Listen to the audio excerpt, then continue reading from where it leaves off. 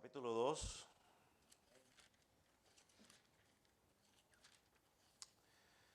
Y vamos a leer el versículo del 9 al 11 para terminar lo que comenzamos la semana pasada. ¿Lo tiene? Dice la palabra del Señor de la siguiente manera: por lo cual Dios también lo exaltó hasta lo sumo, y le dio un nombre que es sobre todo nombre, para que en el nombre de Jesús se doble toda rodilla de los que están en los cielos, en la tierra y debajo de la tierra. Y toda lengua confiese que Jesucristo es el Señor, para gloria de Dios Padre. Padre, háblanos a través de tu palabra una vez más. Señor, que podamos por medio de ella entender o recordar el valor de tu exaltación, lo que significa para nosotros, lo que significa para ti, y que podamos cada día vivir a la luz de esa gloriosa noticia. En el nombre de Jesús, amén. La semana pasada, o en nuestro estudio de Cristología, hemos tomado un tiempo para probar la deidad de Jesucristo. Hemos tomado un tiempo para hablar de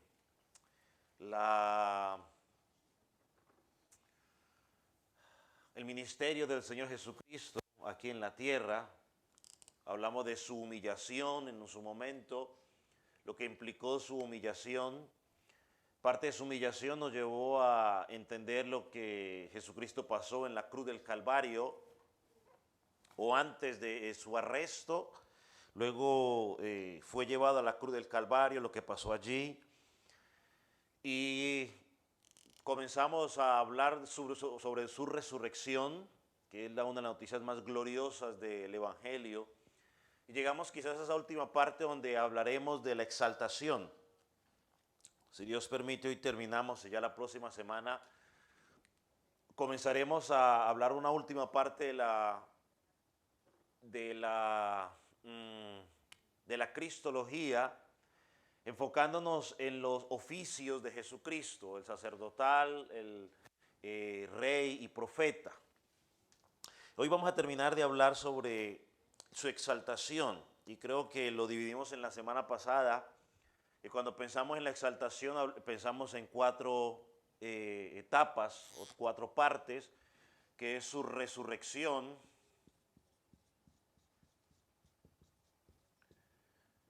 dijimos la segunda era, ¿quién recuerda? Ascensión.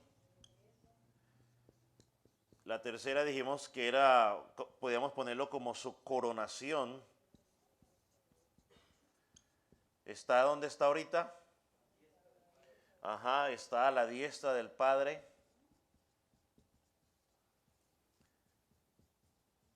Del Padre.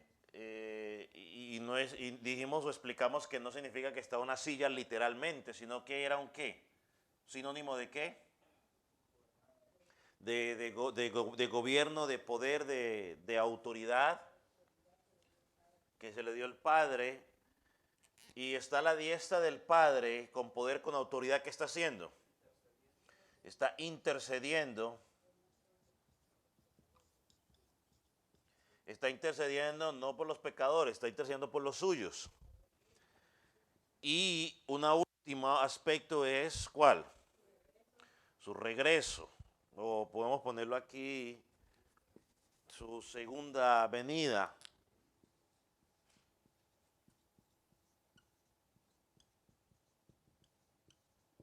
Ok, venida, ok. Eso fue una lo que hablamos de las cuatro etapas, ¿no? La semana pasada pues enfocamos su resurrección, hablamos un poco, hablamos del ascenso, hablamos de su coronación y algunas de las cosas que implicaba eh, cada una de esas etapas. Y hoy me gustaría que comenzáramos a enfocarnos en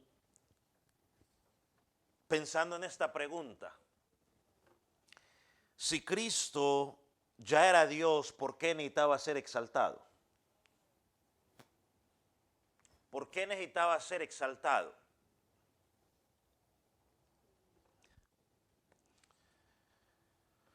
Creo que esto lo hablamos un poco cuando estábamos hablando sobre la humillación, pero vamos a recordar algunos aspectos importantes que de hecho el apóstol Pablo los menciona en el versículo, o aquí en Filipenses los menciona en el versículo, yo le digo, del versículo 8 al versículo 7, no, del versículo 5, perdón, al versículo 8, él lo menciona.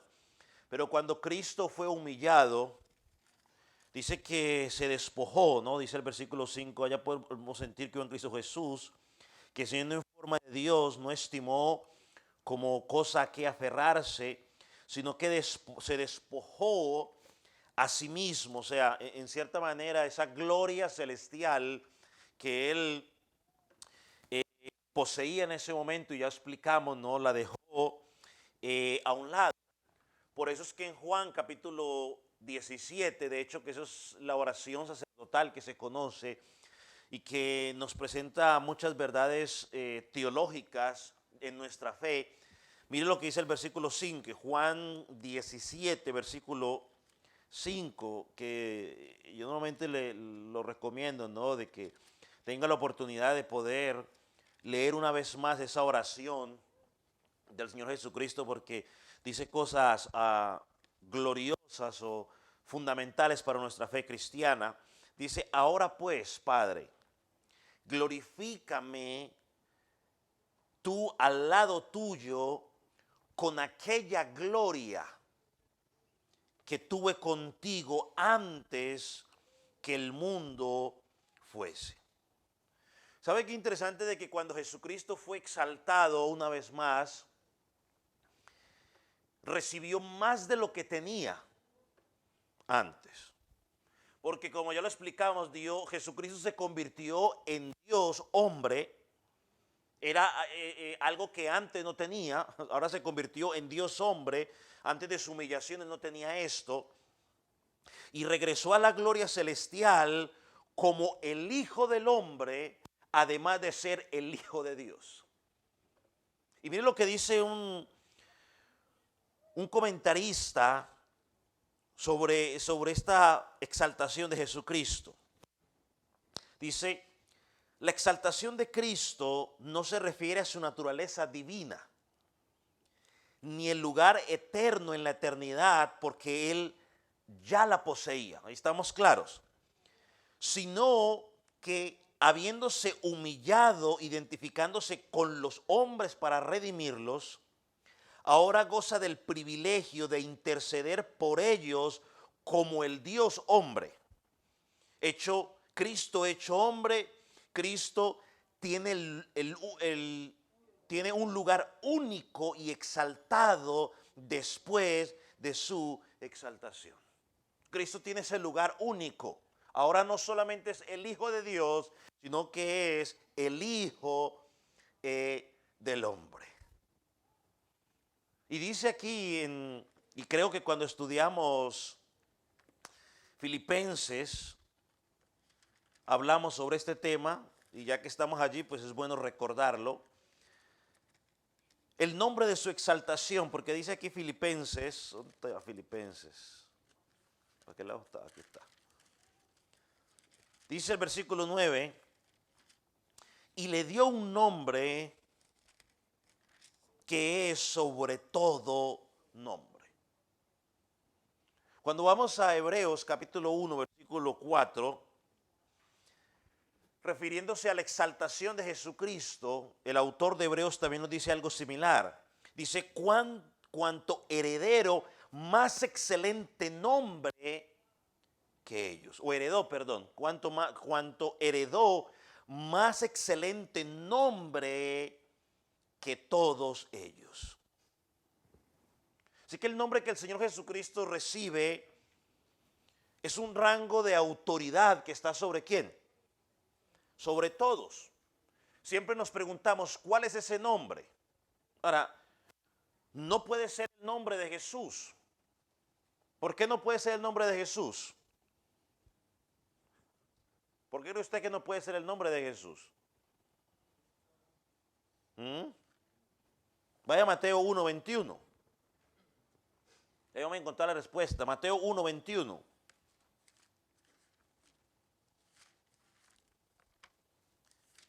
No puede ser el nombre de Jesús, aunque nosotros decimos que es un nombre glorioso, pero no puede ser ese nombre de autoridad. Mateo 1:21 lo tiene.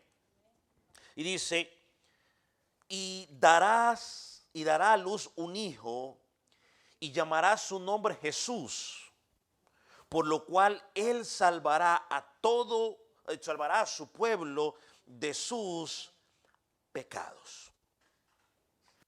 Y no puede ser el nombre de Jesús porque el nombre de Jesús fue el nombre que él recibió cuando se humilló. O sea, ese ya el nombre lo había recibido y era un nombre que recibió en la humillación y que significaba, ¿no? Que él iba a ¿qué?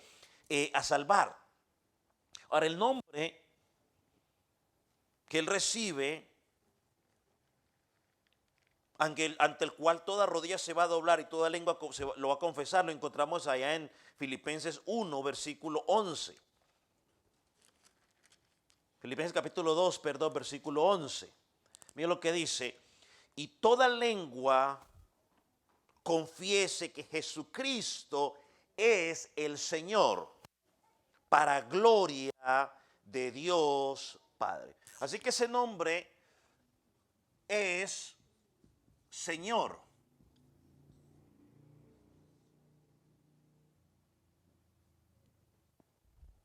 Vaya a Isaías capítulo 45, porque este versículo 11, el apóstol Pablo lo que hace es que va al Antiguo Testamento y de allí saca ese pasaje. Y el apóstol Pablo es uno de los apóstoles que más hace referencia al Antiguo Testamento. Uno, para darle validez a lo que él estaba escribiendo y dando validez también a lo que fue escrito. Pero mire lo que hace el apóstol Pablo allí. Isaías 45. Ahí el profeta, Isaías 45. ¿Ve lo que dice? ¿Ya lo tiene? Versículo 21. Proclamad y hacerlo acercarse y entren todos en consulta. ¿Quién hizo oír esto desde el principio y lo tiene dicho desde antes, desde entonces, sino yo Jehová? Dios pregunta, ¿quién hizo oír esto desde el principio y lo tiene dicho antes, sino yo Jehová? Dios lo que sigue diciendo, y no hay más Dios que yo, Dios justo y salvador, ninguno otro fuera de mí. Hasta ahí no hay ningún problema. Está bien entendido. Versículo 22. Mirad a mí y sed salvos todos los términos de la tierra, porque yo soy Dios y no hay más. Versículo 23. Por mí mismo hice juramento. O sea, me comprometí por mí mismo. De mi boca salió palabra en justicia y no será revocada. O sea, no hay autoridad mayor que Dios. Y miren lo que dice. Que a mí se doblará toda rodilla y jurará toda lengua.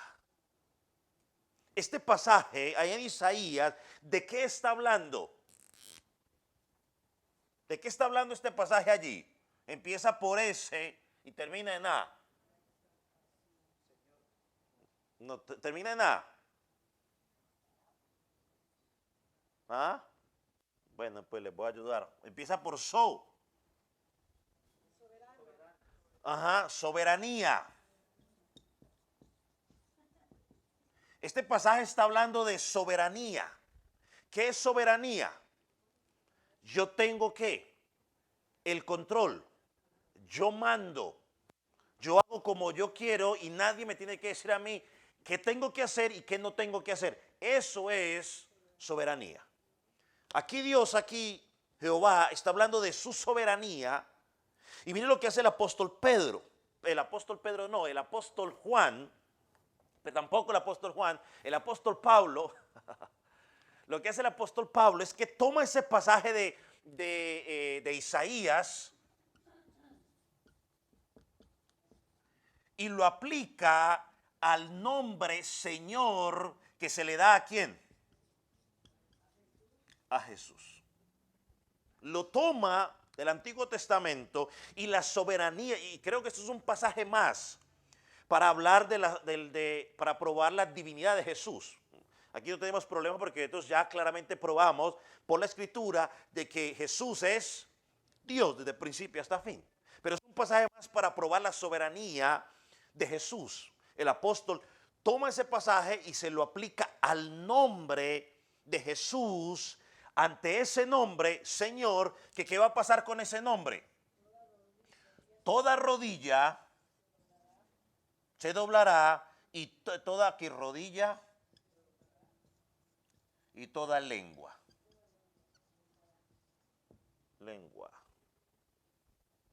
Toda lengua confesará. Todo se someterá. Entonces, ese nombre Señor habla de ¿qué? De deidad. Habla de poder. Habla de dominio. Habla de control. Habla de ¿qué? De potestad. Que él hace lo que bien le parece, lo que él quiere, y simplemente nadie puede decir nada. Jesucristo o Jesús es el Señor. Esa es la esencia de la fe cristiana. Conocer y postrarnos ante el señorío del Señor Jesús, ante el dominio, ante el control del Señor Jesús. ¿Sabe? Hay una frase que creo que todos los que estamos aquí la hemos usado, y me incluyo ahí, todos la hemos usado de una u otra manera, pero la hemos usado consciente o inconscientemente. O pensemos que inconscientemente, quizás hoy lo voy a llamar la conciencia de ustedes para que no la usemos más. Porque esa frase que nosotros a veces decimos, bueno, yo lo hice el Señor de mi vida. O haga Jesús el Señor de tu vida. O sus sinónimos de una u otra manera le hemos implicado. Y quizás la usamos inocentemente, pero bíblicamente estamos ¿qué? Mal, estamos en lo incorrecto. Porque ni tú, ni yo, ni nadie hace a Cristo Jesús de nuestro Señor de nuestras vidas. ¿Quién lo hizo Señor? El Padre. Dios Padre lo hace Señor. Nosotros solamente reconocemos el hecho que Él es Señor. Y cuando, a ver cómo lo digo, cuando somos salvos, cuando somos atraídos por esos lazos de amor a los pies de Jesucristo para reconocerlo, lo reconocemos como Salvador y como Señor. Y pongámoslo, a ver, cambiamos de color, pues. Salvador y Señor. Y esto no se puede dividir. No se puede dividir. Y usted dice, pues pastor, ¿por qué lo dice? Bueno, porque algunas veces uno escucha, o quizás uno lo ha dicho, quizás en el pasado, yo por lo menos recuerdo, pero pudo haber sido que se dijo. Pero si hay un cierto sector del cristianismo, iba a decir una frase que me comentaron hace unos días, pero no la digo porque no va a ser políticamente correcto decirla. Pero cierto sector del cristianismo, para no excluirnos ni incluirnos,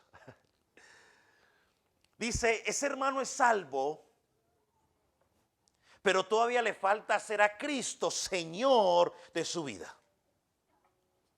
O sea, como es que dividimos esa experiencia en dos partes. Y de hecho yo leí algo, leyendo sobre ese tema, mire lo que leí que alguien dijo.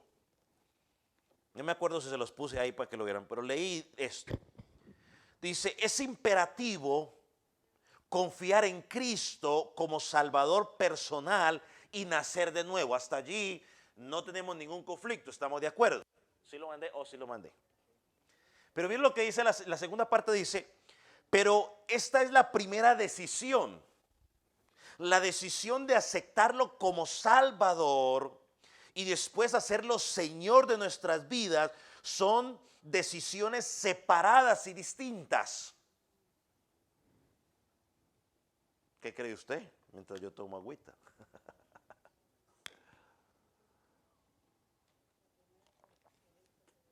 ¿Se pueden separar o no se pueden separar? Cristo viene un rato y dice, bueno, pues, yo te salvo y cuando tú me des chance, entonces comienzo a ser el Señor. ¿Qué es Señor? No, Kyrios o Kairos. ¿Qué es Señor? Gobernador. ¿Qué más? Gobernador. Amo. ¿Qué más? Autoridad. ¿Qué más?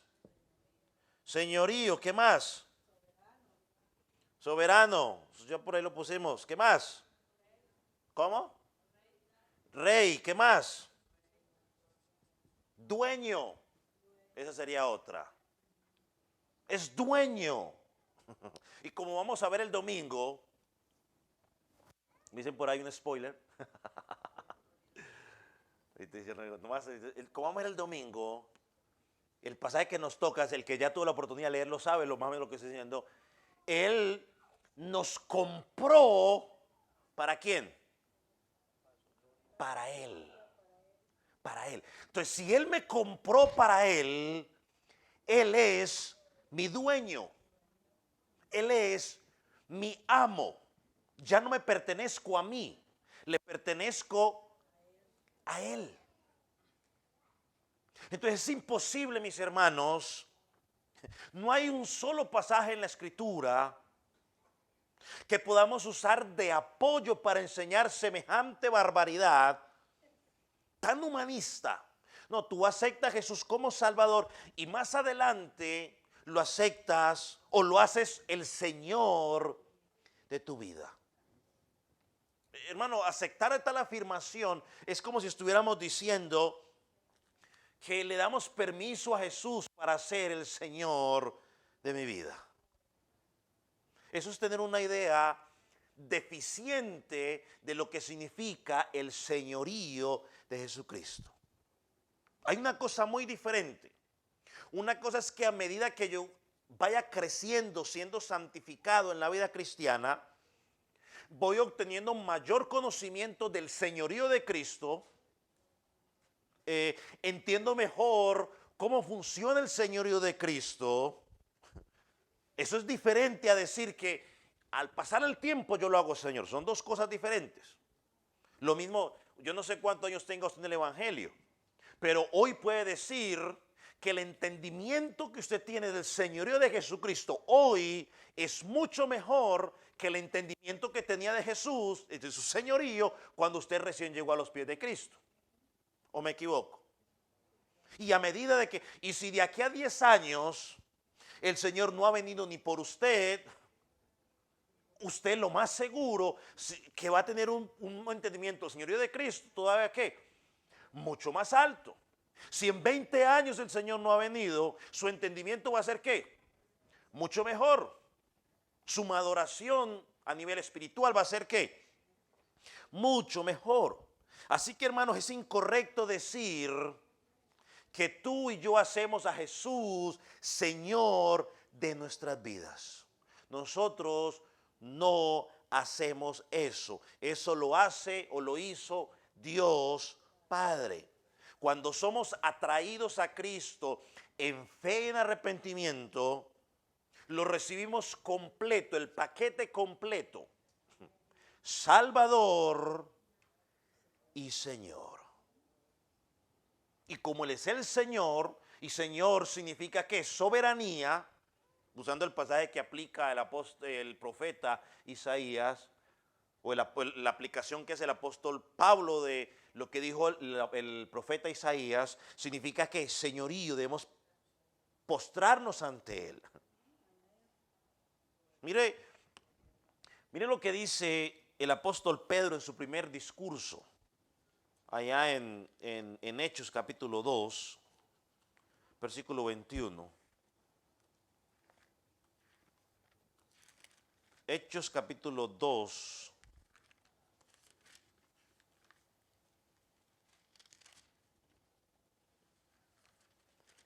Hechos 2, 21.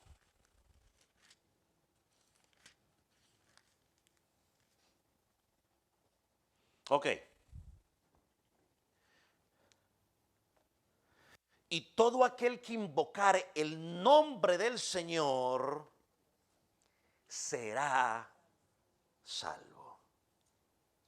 Ahora mire el versículo 36 del mismo capítulo.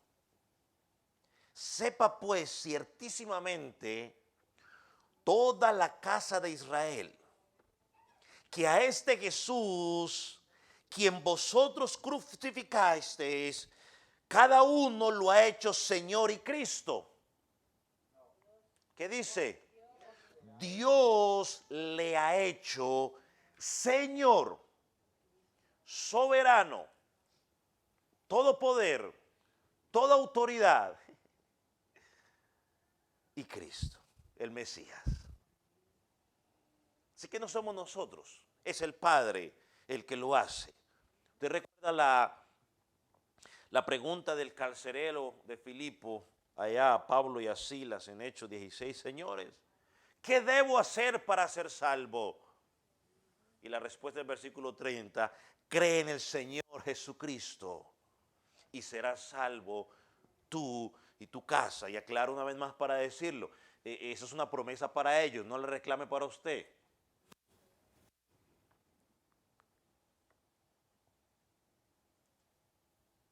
Entonces, al presentar el Evangelio no podemos presentar un Evangelio liviano, ni un Cristo dividido, ni un Cristo que no tiene el reconocimiento como Señor. Si Cristo no es el Señor de tu vida, tampoco es tu Salvador, así de simple. No importa que recite Biblia. Ahora, podríamos hablar un poco, o no lo vamos a hablar, pero podríamos, esa sería una línea de estudio. ¿Qué implica que Él es el Señor de mi vida? Y cuando hablamos de salvación, sí, me salvó del pecado y todo lo demás. Ok, bueno, entonces como que Él es Salvador y que Él es Señor, van de la mano. ¿Qué implica que Él es el Señor? Volvemos a lo aquí. El que gobierna, el amo, la autoridad, el soberano, el rey de mi vida. Él es el rey, Él es el que da las órdenes. Si Él es mi amo, ¿qué hace usted con su jefe en su trabajo? Levante la mano el que se le revela al jefe en el trabajo y la puede seguir contando las próximas semanas. No hay nadie que se le pueda revelar al jefe y decir, yo hago lo que se me dé la gana aquí. Vaya barra, no, pues no, ¿por qué? Porque no quiero. Yo soy el jefe, sí, pero ¿qué importa? Yo no quiero ir a barrer. Levante la mano el que puede decir eso en su trabajo y puede contarlo. Y decir, y mi jefe no me dijo nada y seguir trabajando como si nada. Las posibilidades de que lo voten de 100 son 100. El amo nos dice tal cosa y tenemos que ir calladitos porque hay billete de por medio. En el único lugar que uno hace lo que se le da la soberana voluntad y lo pueden hacer algo y nos negamos es en las congregaciones. Ahí es en el único lugar. Hermano, tal cosa. No, no quiero. ¿Por qué? Porque no quiero. Ok, está bien, pues. Y nadie puede decir nada. Sirva en tal. No, no quiero. Bueno, está bien, pues. Pues, esos son los únicos lugares. Pero en un trabajo donde hay dinero de por medio, que nos pongan a hacer, lo hacemos. Tranquilitos, a regañadientes, pero ya vamos calladitos. Hay que hacerlo porque no hay papa, no hay yuca para la casa. Vamos a Romanos 10. Romanos 10.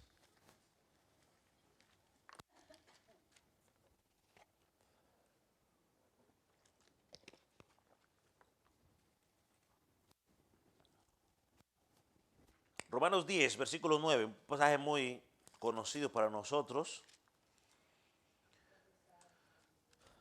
¿Lo tiene?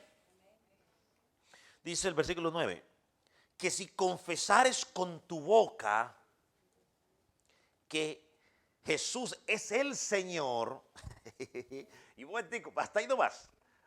No lo iba a decir, pero quiero decirlo. Confesar con mi boca que Jesús es el Señor, que Jesús es el qué, el soberano, el gobernante, el amo, el rey. Hoy es fácil decir, oh sí, Jesús es el Señor, pero ¿tú sabes lo que era en el imperio grecorromano? Decir que Jesús era el Señor. ¿Usted sabe lo que significaba eso si el César escuchaba eso? Muerte segura, porque ellos se creían los qué, los dioses. Ellos eran los soberanos, ellos eran lo todo. Y cualquiera que amenazaba ese puesto corría la muerte. ¿Se acuerdan cuando hablamos de las acusaciones de los líderes religiosos a Pilato? Fue una de esas. ¿Qué le dijeron ellos a Pilato? Oh, Pilato, ese se cree rey. Ese quiere creer, ese es ¿cómo se llama? Un revoltoso. Ojo, Pilato, que tu reinado está en peligro. Y el mismo Pilato le preguntó a Jesús, oiga, a ver, decime, ¿eres rey? Entonces no era cualquier cosa. Confesar con la boca era más que decir yo creo en Jesús. Era simplemente decir, mira, estoy dispuesto a morir si es necesario. Entonces dice, todo el que confesare con su boca, y ahorita le digo lo que significa confesar, que Jesús es el Señor y creyeres en tu corazón que Dios lo levantó de los muertos, será salvo. Porque con el corazón se cree para justicia, o sea, en la mente se cree, nadie sabe lo que usted cree, pero con la boca se confiesa para salvación. Testimonio audible de que creo en Jesús como Señor, como soberano, como Rey. Pues la Escritura dice, todo aquel que en Él creyere no será avergonzado. Versículo 12. Porque no hay diferencia entre judío y griego, pues el mismo que es Señor de todos es rico para con todos los que le invoquen. Porque todo aquel que invocar el nombre del Señor será salvo. ¿Y qué pasa con los mudos? Pregunto yo en mi ignorancia. ¿Qué pasa con los mudos? Es que no es tanto decir, porque hay mucha gente que confiesa en Jesús como Señor. Pero ¿cómo vive su vida? Cuando usted quiere alinear su vida con su confesión, ¿qué pasa? No hay concordancia. Estaba buscando otra palabra, pero usemos esa. Cuando comparas lo que está diciendo con su estilo de vida,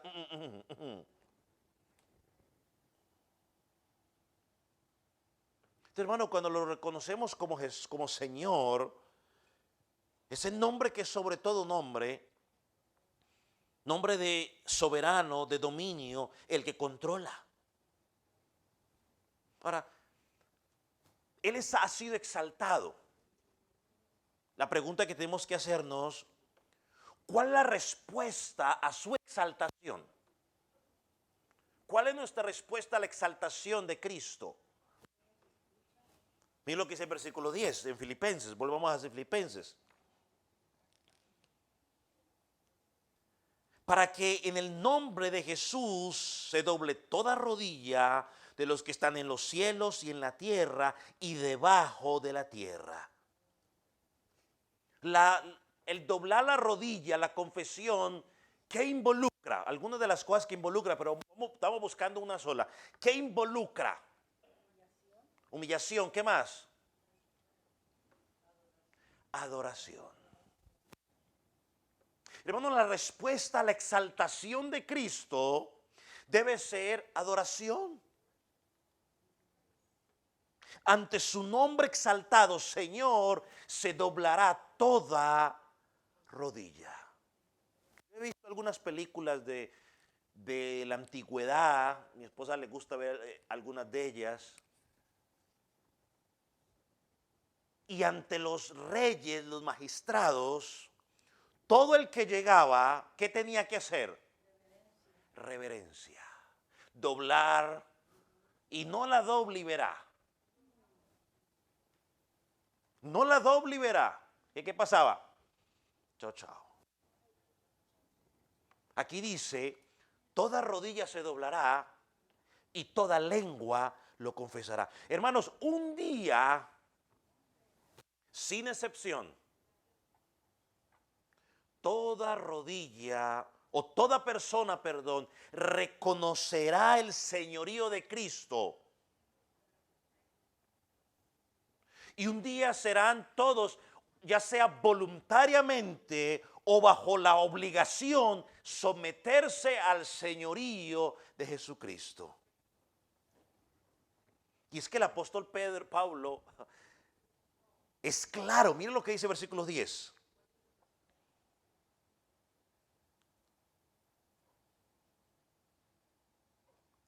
O bueno, dígamelo usted, mejor. ¿Ya leyó el versículo 10 usted ahí? Léalo una vez más, pues. Yo creo que para este momento ya lo tuvo que haber leído. No está muy corto. Pablo presenta allí que, dígame una simple observación. ¿Qué ve usted allí en esas, ahí? ¿Qué ve usted allí? Ok. ¿Qué más? ¿Qué más ve? Ok. Ok. ¿Cómo? Ok, todo el mundo. ¿Qué más? Ok. ¿Qué más? Bueno, ok. Usted y yo vemos ahí tres grupos. ¿Veo o no veo de tres grupos allí? Hay tres grupos. ¿Cuáles son esos grupos? Los que están en los cielos, los que están en la tierra y los que están ¿dónde? Debajo de la tierra. Tres grupos. O sea, todo lo que ustedes dijeron está bien, que todos y todos, pero esos tres, esos todos están divididos en tres grupos. Los que están en los cielos, los que están en la tierra y los que están debajo de la tierra. Ahora la pregunta obligada es, ¿quiénes están en los cielos? El primer grupo. En los cielos están ¿quiénes? Los ángeles. ¿Quién más está en los cielos? Duro. Doña María. Doña María Judith. Otra María más al grupo. Hermanos, los santos, los creyentes que han muerto en Cristo, que están allá a lo largo de todos estos años, que están allá. Vaya a Hebreos capítulo 12, versículos 21 y 23.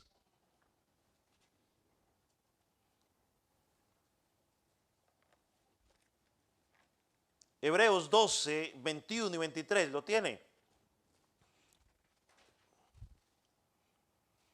Dice, y tan terrible era lo que se veía que Moisés dijo, estoy espantado y temblando, sino que os habéis acercado al monte de Sión, a la ciudad del Dios vivo, Jerusalén la celestial, a la compañía de muchos millares de ángeles, a la congregación de los primogénitos que están escritos en los cielos, a Dios el juez de todos y los espíritus de los justos hechos perfectos.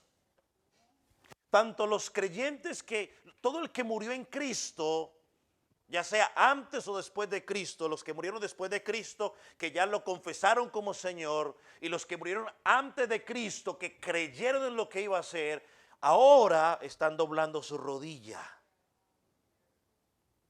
ante Cristo, adorándole, junto con los ángeles. Creo que Isaías o en Apocalipsis, no recuerdo ahora, nos presenta que hay ángeles que con dos alas se cubren su rostro, con dos alas cubren sus pies, con dos alas vuelan y no se cansan de confesar lo del santo, santo, santo, santo.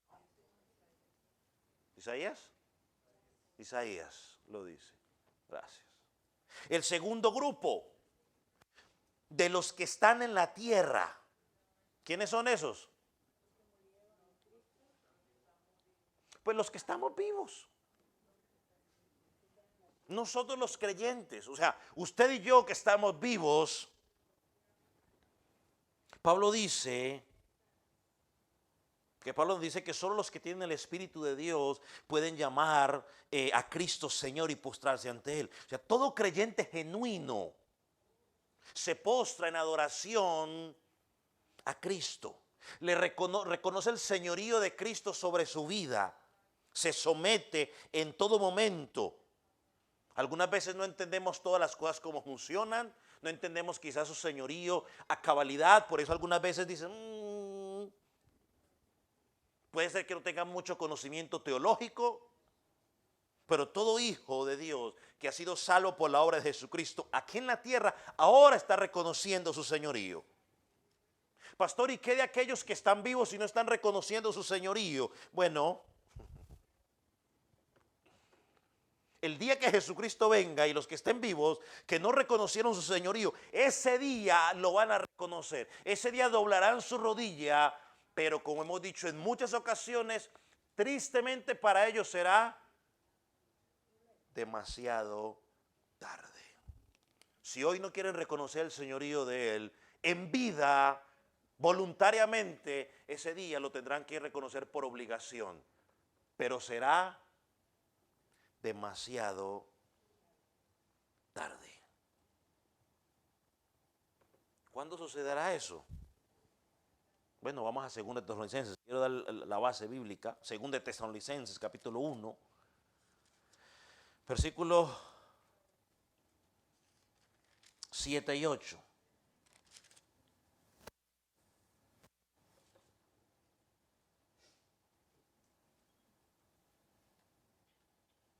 Oh, qué glorioso. Miren lo que dice.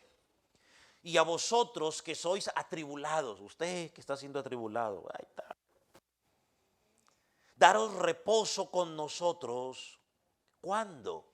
Cuando se manifieste el Señor Jesús desde el cielo con los ángeles de su poder en llama de fuego para dar retribución a los que no conocieron a Dios ni obedecen el evangelio de nuestro Señor Jesucristo.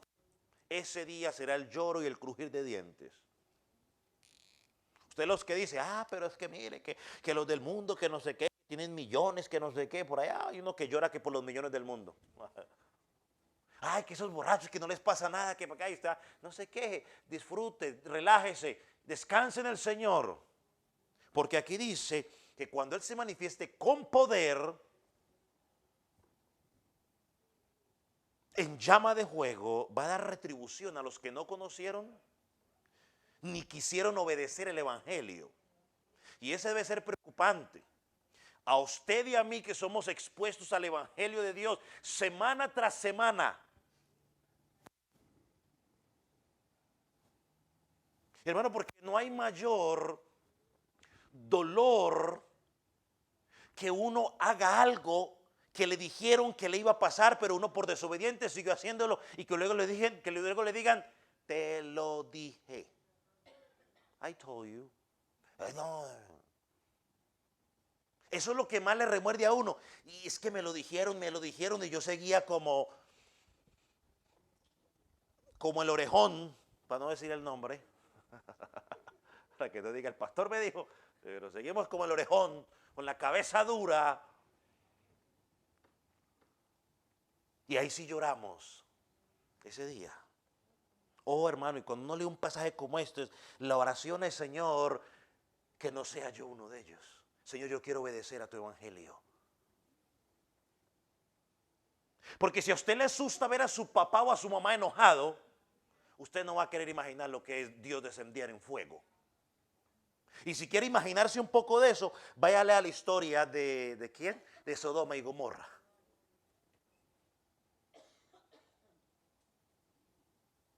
Algún día el Señor se manifestará en todo el mundo.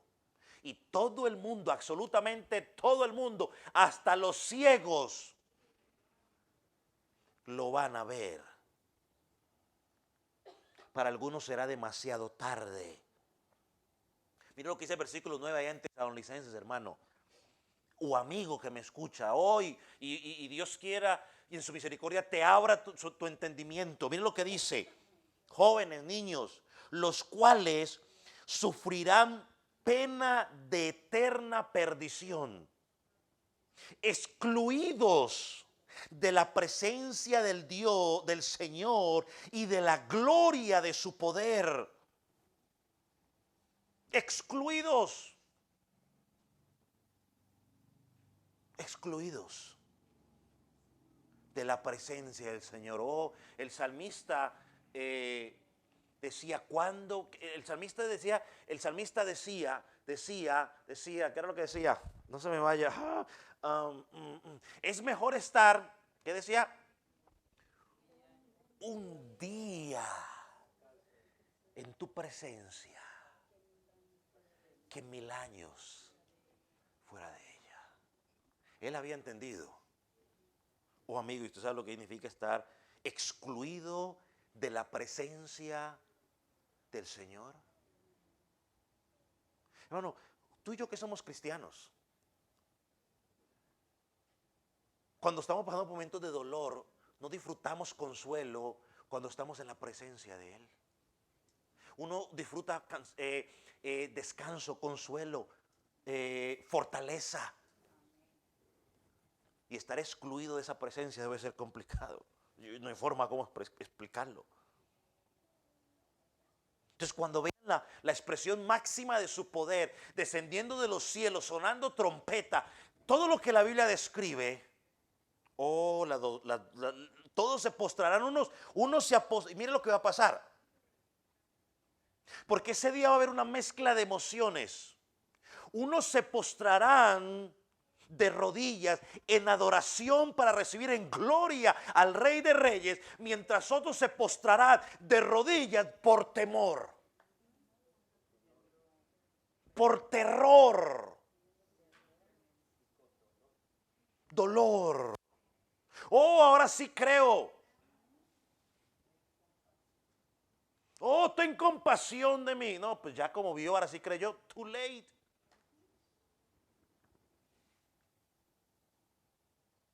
Y recibirán la retribución de sus pecados, de los pecados de ellos. El hombre responsable de su pecado. Dios no lo metió en el pecado. No me salgan con el cuento de que, bueno, como Dios lo creó todo, Dios creó el pecado. No. No se deje torcer la Biblia, la escritura con esa teología humanista. Él lo permitió, es otra cosa. Pero el hombre es responsable de su pecado.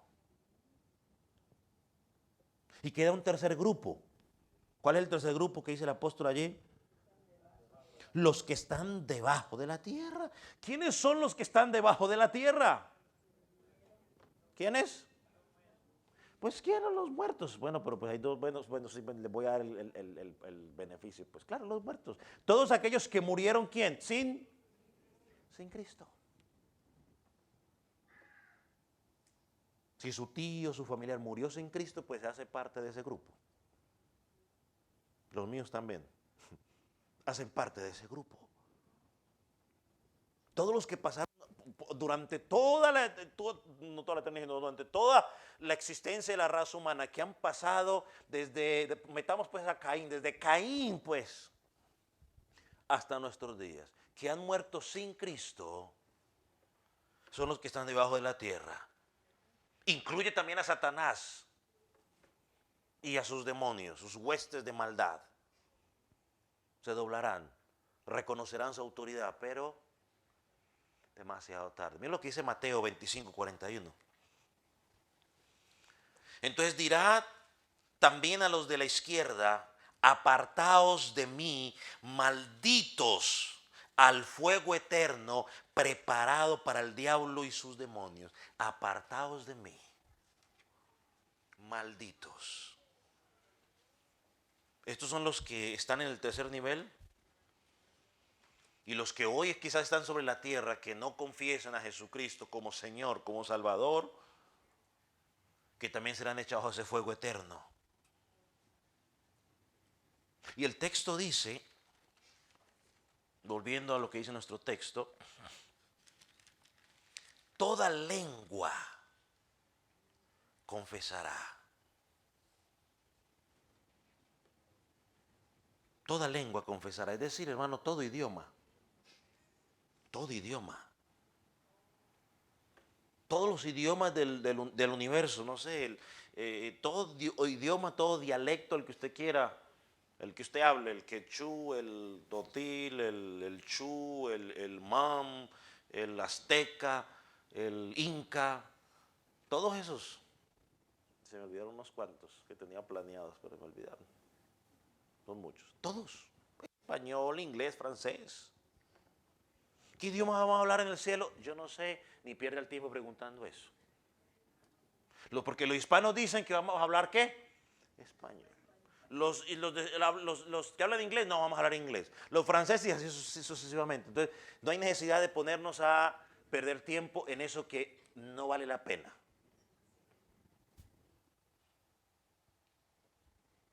Pero todo lenguaje, ese día,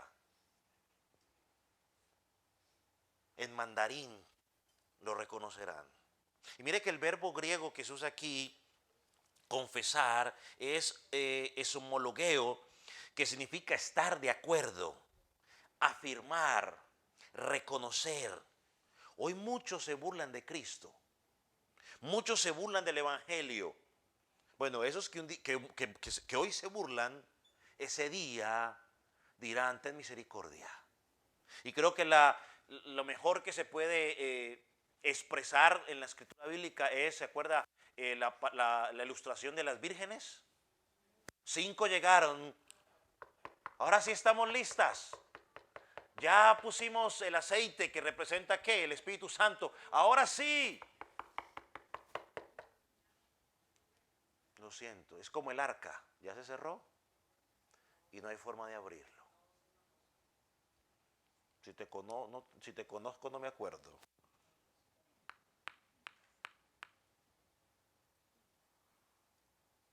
Pero la Biblia dice que toda lengua le confesará. Y como le hemos dicho en varias ocasiones, hermano, cada día nos acercamos más y más a ese día. Mañana va a estar más cerca. Mañana va a estar más cerca. Entonces sabemos, ¿no?, que Jesucristo en este segundo punto está de coronación, está a la diestra de Dios el Padre, es decir, está sentado o tiene toda autoridad, tiene todo dominio, tiene todo poder. Pero todavía no ha traído a toda el universo bajo ese control, señorío, porque todavía estamos bajo el tiempo de la gracia. O sea, hoy todavía hay oportunidad. Miren lo que dice Hechos 17:30, y voy a ir un poquitico rápido. Pero Dios, habiendo pasado por alto los tiempos de esta ignorancia, ahora manda a todos los hombres en todo lugar que se arrepientan. Dios manda al arrepentimiento. Esa es la orden de Dios. Que haya arrepentimiento, porque la única oportunidad de salvación es mientras estés vivo. Si no lo haces hoy, cuando mueras o cuando Jesucristo regrese por segunda vez, mucha gente dice: no, es que a ver si yo tengo tiempo para arrepentirme. Mire, las personas que tienen tiempo para arrepentirse antes de morirse son mínimas. Normalmente casi siempre la gente es sorprendida por la muerte.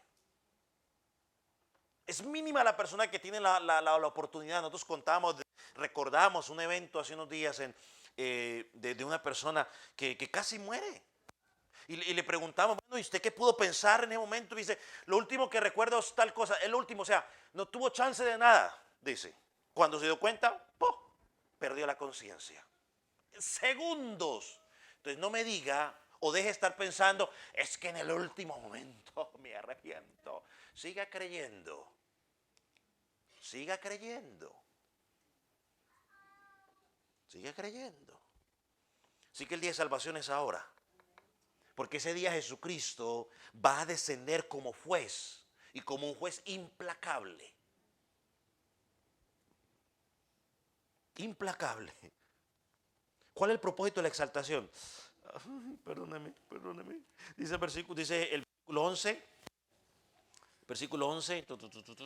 Y toda lengua confiese que Jesús es el Señor. ¿Para qué? Para gloria de Dios Padre.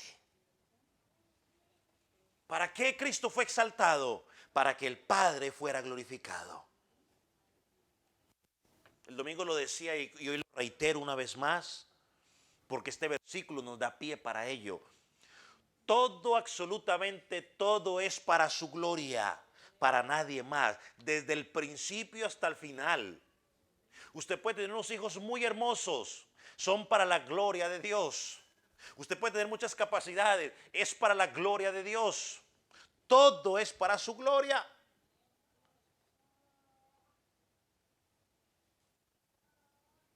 Miren lo que dice Juan 5, 21 al 23, lo voy a leer rápido.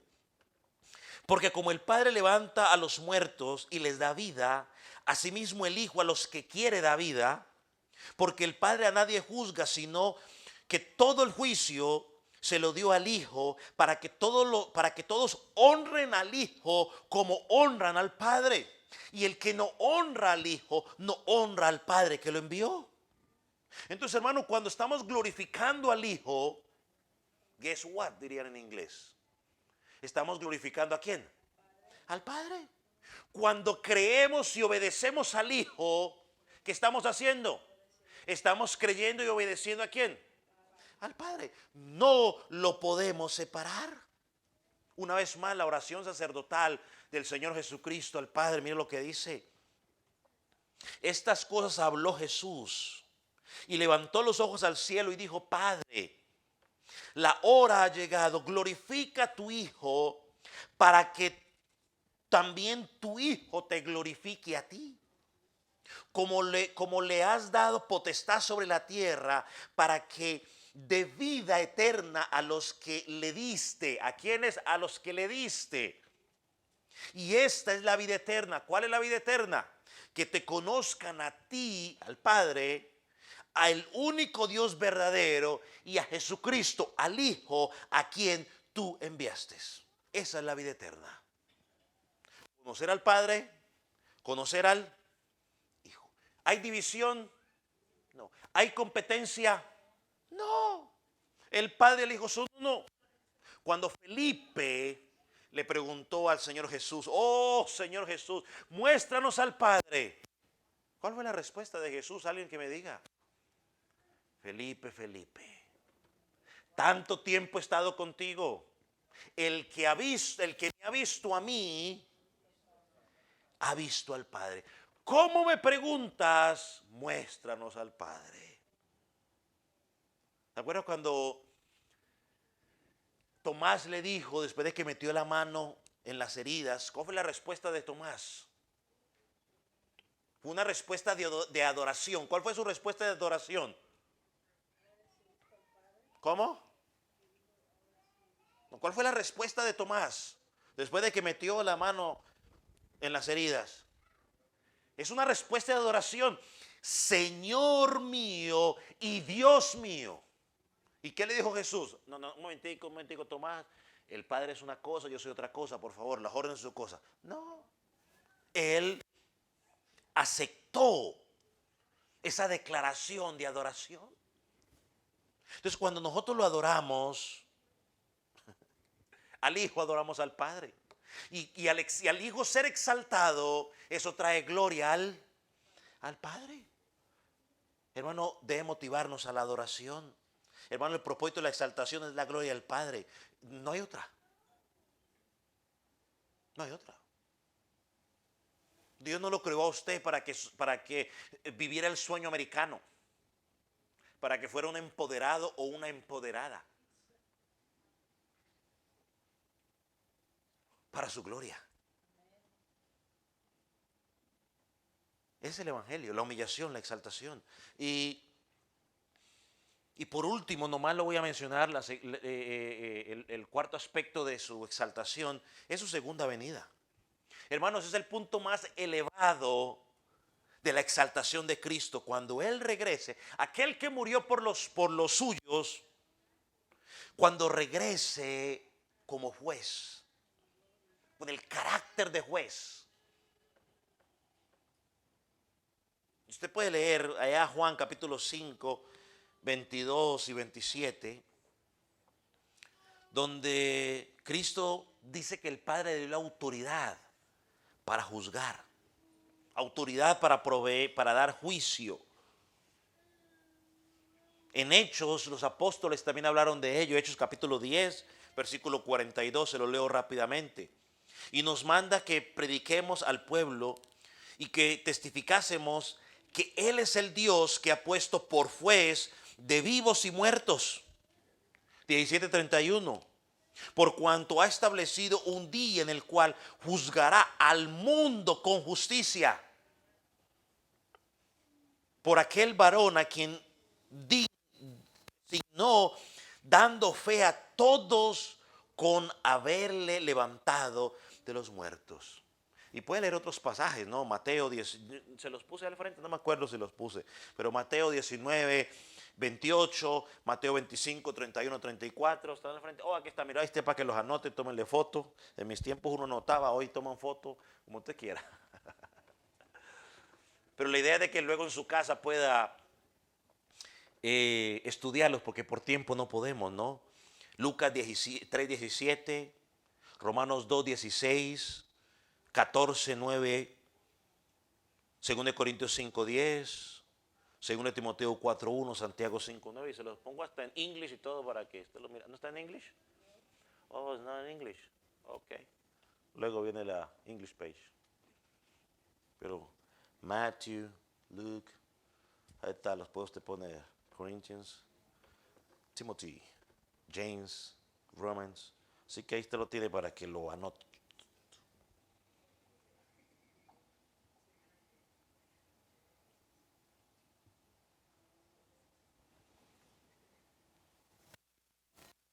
Termino con esto porque a veces la gente pregunta, pastor, ¿y cuándo regresa? Deme una fecha.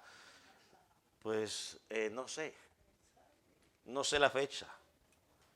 Y sería muy imprudente e irresponsable de mi parte tratar de darle a usted una fecha para ello. Creo que muchos han cometido ese error de tratar de dar una fecha y simplemente han quedado en ridículo. Así que mejor nos ahorramos el ridículo. Hermano, tratar de predecir el regreso de Jesucristo es tratar de alterar lo que enseña la Biblia. Eso entra en la línea de la especulación y, si me apuro un poquitico, entra en la línea de la adivinación.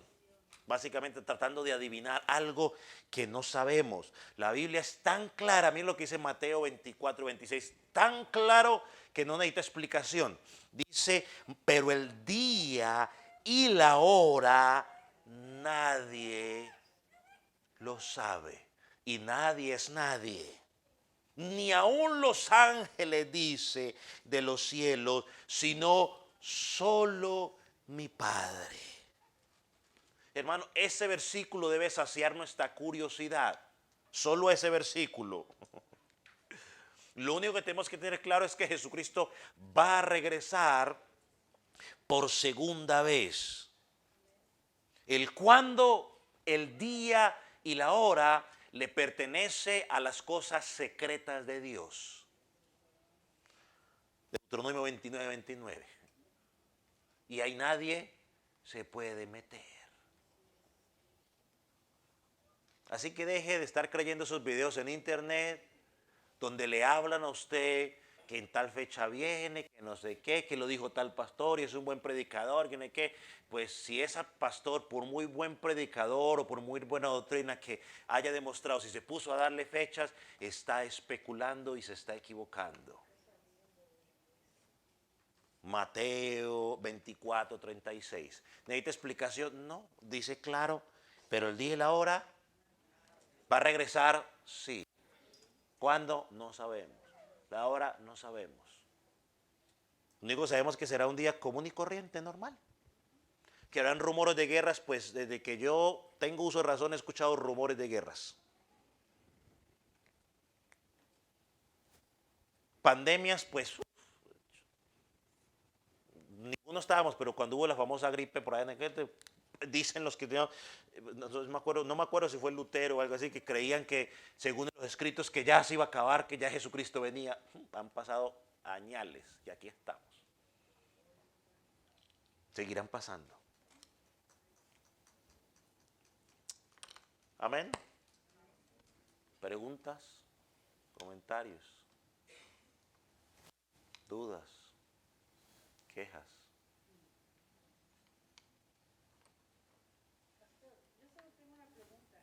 Una nomás.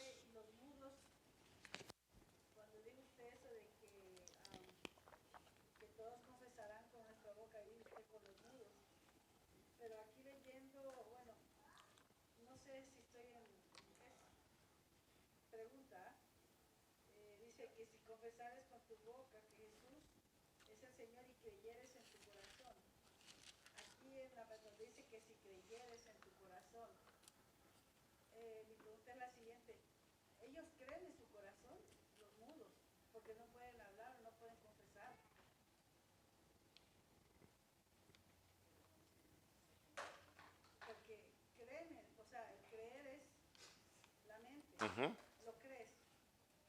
A lo que yo hablaba, la referencia a los mudos, es que mucha gente hoy cree que simplemente es decirlo con la boca. Pero yo decía, ¿y qué pasa con los mudos? Bueno, los mudos creen en su corazón, pero ese confesar va a ir evidenciado ¿con qué?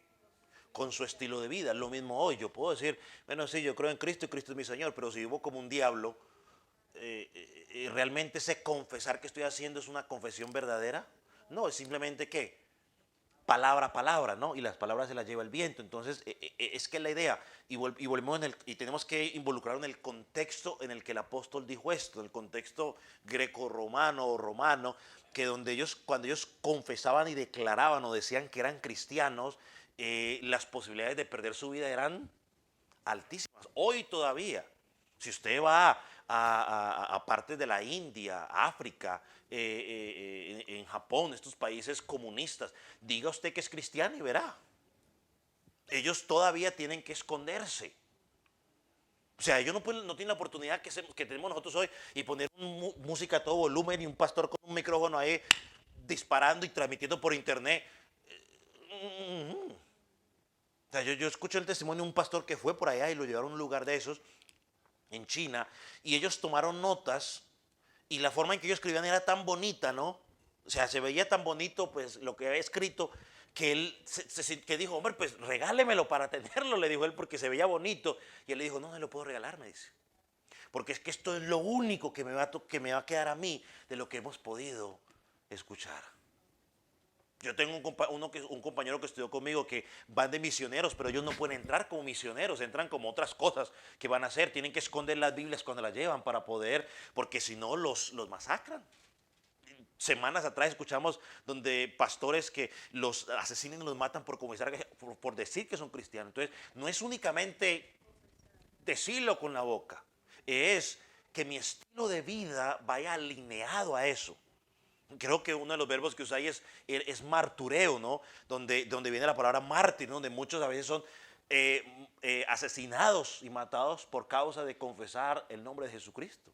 Los mismos apóstoles son ejemplo de ello. Predicaban el evangelio, los metían presos y les prohibían predicar. Ahí fue donde las famosas palabras que hasta hoy predicamos, ¿no? Es necesario obedecer a Dios antes que a los hombres.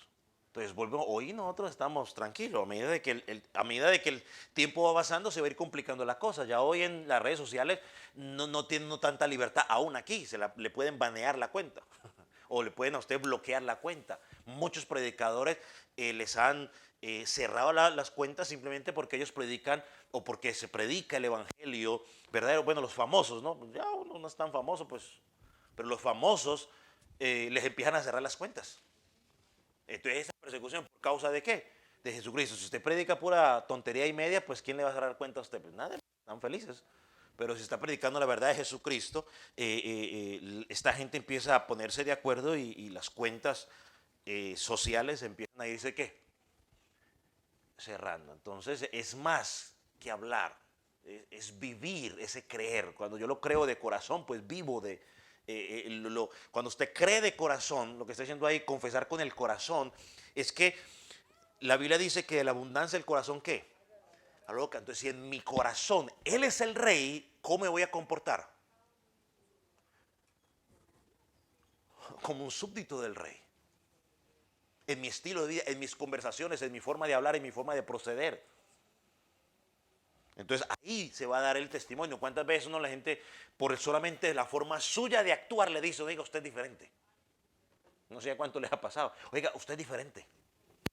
Bueno, eso es confesar, eso es creer de corazón, se está evidenciando en su vida. Pero cuando usted es un desorden, puede decir lo que quiera, puede ir a la iglesia, puede traer Biblia bajo el brazo, pero si nadie nota la diferencia de que usted es cristiano, pues entonces hay algo que está marchando mal.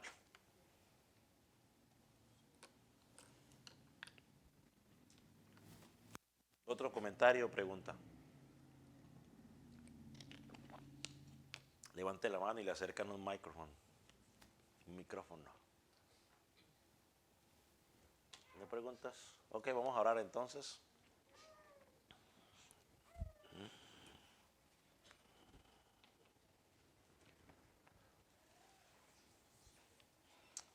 Padre, en esta tarde te damos gracias, o en esta noche te damos gracias por la oportunidad de poder indagar en tu palabra sobre la exaltación de tu Hijo, por la oportunidad que tú nos das de poder retarnos a través de tu palabra, de que somos llamados a responder en adoración y vivir cada día a la espera de esa culminación de la exaltación de Cristo, donde regresará como ese juez implacable a poner a sus enemigos por estrado de sus pies. Señor, a dar esos reconocimientos a los suyos, a renovar todo y donde eternamente estaremos con el Rey de Gloria en su presencia. Señor, gracias. Vivimos a la espera con ese deseo, pero también cada día te pedimos que nos permitas examinar nuestra vida a la luz de tu palabra, a la luz de estas verdades. Señor, para que cada día podamos ir siendo santificados, siendo formados a la imagen de tu Hijo. Señor, líbranos del autoengaño. Señor, y que tu Espíritu Santo cada día nos examine. Señor, hoy oramos como oraba el salmista. Examina, oh Dios, mi corazón. Pruébame. Oh, ve si hay en mí camino de perversidad y guíame por el camino eterno. Oh Señor, ¿quién podrá entender sus propios errores, sus propios pecados? Oh Señor, líbranos de los que no son ocultos. Oh Jesús, tú que todo lo sabes, tú que escudriñas lo más profundo del corazón, tú que penetras hasta lo más profundo. Señor, aquí estamos. Y hoy como iglesia te pedimos, te rogamos, Señor, para que como iglesia a nivel personal traigas a nuestra mente en qué área te estamos fallando, en qué área estamos pecando contra ti. Señor, qué pecado hay oculto delante de ti, Señor.